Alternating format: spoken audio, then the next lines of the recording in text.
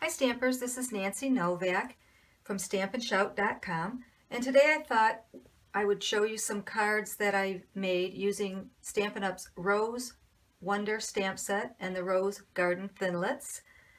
The Rose Garden stamp set has 14 stamps in it, and this is the stamp of the rose, and look how big it is. It's really, really big. It actually fills a 3 3/4 by 5-inch piece of cardstock, and I made this card using that stamp. I stamped it and then I stamped it with Versamark and embossed it in black ink, and then I watercolored in the flower and the leaves, and I added the little sentiment. And then I also made this card. This I used the Thinlits. And here's another one in a different color using the Thinlit. And with this one, these two actually, I used the Perfectly Artistic Designer Series paper, which comes free in the Celebration catalog. And here's an example of gray, and it's kind of marbly on this side and then more muted on this side. I believe this one is sky blue. And it's really pretty. You can do a lot of different things with it. I've made balloons. I've punched out balloons with this one.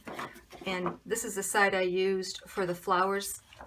And then today, I thought we would make this card. I'll show you how we made this card.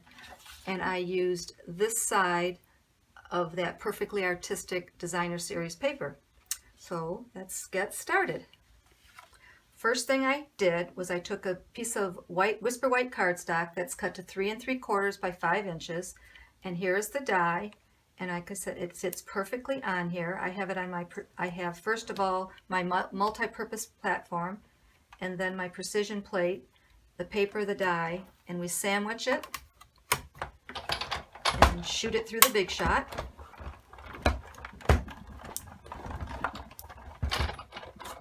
Back one more time.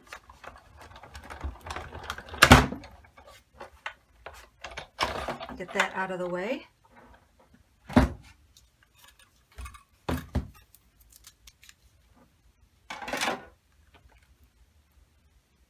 And I'm going to bring in my Big Shot die brush, which is really good for delicate, intricate dies. And what I'm going to do is just give it a little brush, which loosens all the little pieces. Oops, and they should fall right out. And what I have left is a very beautiful stencil. And that's what we're going to use in our flower today. On these two cards, I took the white stencil and I actually took a little sponge dauber and just daubed on the color to kind of mute it, get rid of some of the stark white. But on this one, since I'm using that Designer Series paper with the white swirls in it, I decided to leave the white alone. I think it looks pretty. So what I did next was I have a piece of cardstock for my base that's cut to the 5.5 by 8, 5.5 by 8.5, and it's scored at 4 1/4. That's going to be my base. I have a piece of Whisper White cardstock that's cut to 3 1/4 by 5, and I have a piece of the Designer Series paper that's cut to 3 3/4 by 5. This is the blue. It's not what we're using today, but I'm going to use it to show you what I did. I already cut out the piece that we're going to use to save time, but I'm still going to show you how I did it. And I also, on my card, if you notice I have vellum on here with the little hearts.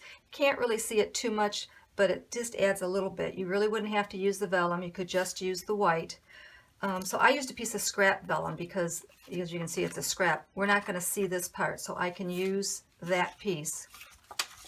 So I can actually adhere this right now onto this piece of white cardstock. Generally, when you use vellum, you have to be careful so the snail doesn't show through, but since this whole piece is going to be covered with our stencil, I can go ahead and use my snail on all those pieces. Did I do it right?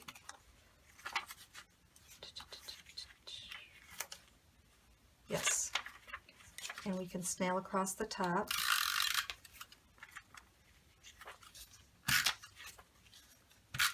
And that should be good to hold it down. Like I said, you can see that blue through there, but you're not going to see it when we get all done. It's going to be, oh, it's going to be covered up. A little bit showing right there. I'll have to cover that up with my bow. So the next thing I did was I took my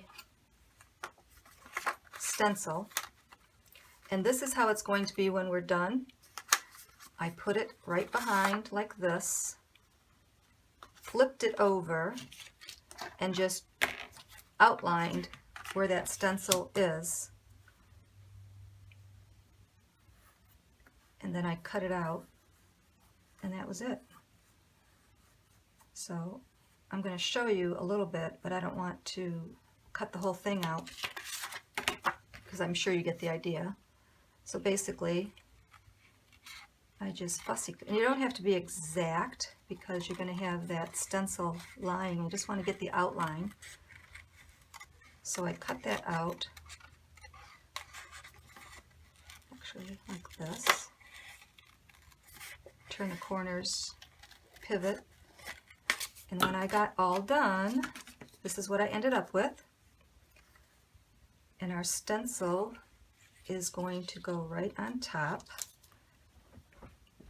For the stencil, for gluing it on, I use Stampin' Up's fine tip glue pen because it's so intricate, and you don't need a lot. You can just dab it here and there. I've also done it with my snail. It works just fine. The snail doesn't show through where the holes are. If it does, you can use your little eraser and get rid of a little bit. So I just dabbed this glue here and there.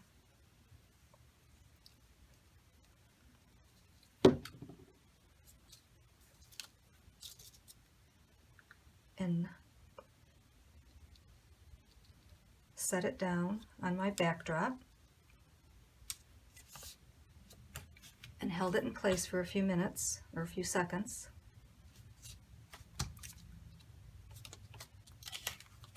I put dimensionals on earlier because it's going to be popped up. So we'll take off those dimensions.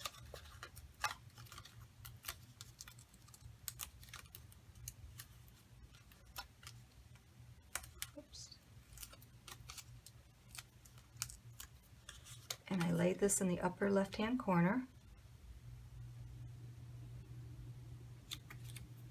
like that.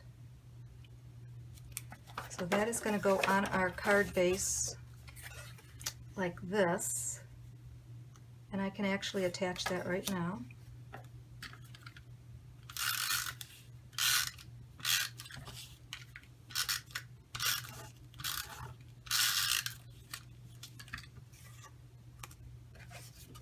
Put that on our card base.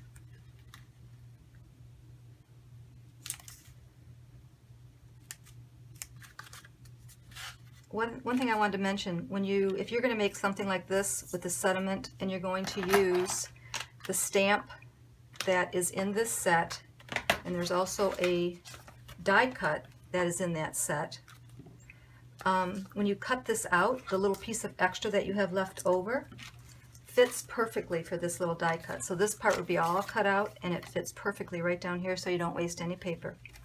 But on this one, I am going to use the Sweetheart Punch,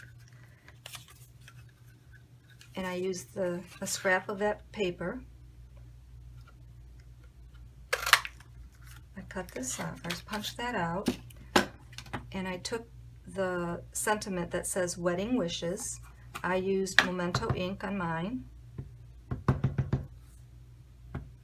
I have a little mouse pad here because with the polymer stamps it helps to have a little bit of a cushion when you stamp.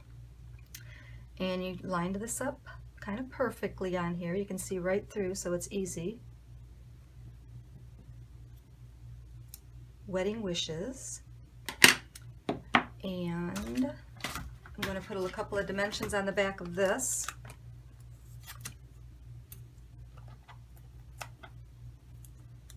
And pop it up on my card. fits perfectly right here. And take a glue dot and put my bow on. I